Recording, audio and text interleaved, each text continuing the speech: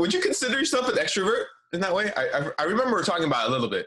Well, see, this is also, so this is the really one of the most intriguing things I've discovered during the quarantine is I go into the office. I'm pretty much the only person on my team that's at the office. I've enjoyed that so much more. Not because I don't like my teammates, but what I learned about myself is that I tend to feel the need to always check in with my teammates and feel really responsible for them.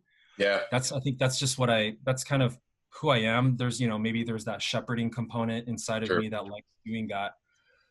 But now that they're not there, it's weird because I've realized, I don't actually really need to do this. Maybe I should just schedule like 5, 6 calls a day, however many calls I need to be having, Yeah, and have really focused call times. And then outside of those call times, I get to do my own work, my emails, the other things that I'm doing outside of meetings.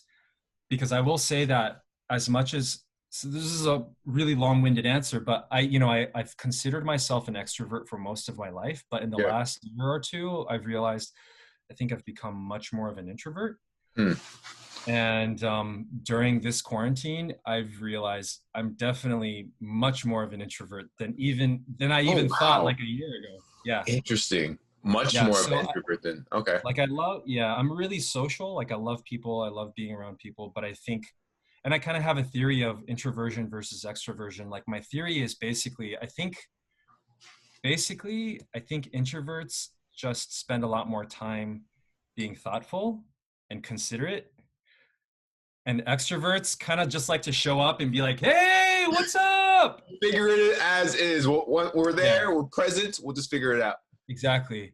So, and I think that's kind of how I was as a younger person. I was kind of Yeah, like, whatever, I'm just going to show up and like, be more intuitive.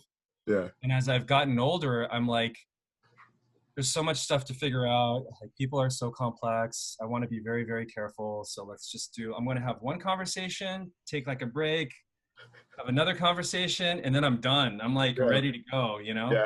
It's almost like quality over quantity, I think right? so. Like I'd rather have a deeper conversation with one person than try to meet like 10, 15 people. They Right. don't remember me. I don't remember them. It's Yeah. just like, Yeah. I'm not with that. I already have enough friends that I don't keep up with, Right. let alone like meeting another person type of thing. So Exactly. Exactly. that's Yeah. fascinating. What about you? What would you consider yourself in terms of introversion, extroversion? Dude, it's actually, I mean, to your point, Hmm. it's similar to what you're saying because Yeah. I appreciate the downtime. I appreciate because there's in business you have to be creative. There's certain Yeah. processes that you just need to take time to take a step back to think through, Hmm. and yet at the same time, like I'm still up for a conversation. If someone wants to talk to me that I care about at like Hmm. 2:30 in the morning, I'm down. I'll spend an hour talk. I might have slept only like 3.5, 4 hours yesterday, but I'm still down Wow. to talk to you, and I get That's the cool. energy. But I'll knock out right after, and Yeah. so it's a mix of both. You know, Interesting. I do find a lot just thankful that God just put like that curiosity in me and just like, oh, like how are you doing, and just seeing like what other questions that come from that Yeah. or what they share. Sure. And Sure. Sure. but yeah, I think that's part of like being curious is like Yeah. meeting people and seeing what they say, and at the same time being curious in other ways, like Yeah. going back to the textbooks or just thinking through a problem. Sure. And so yeah, I mean,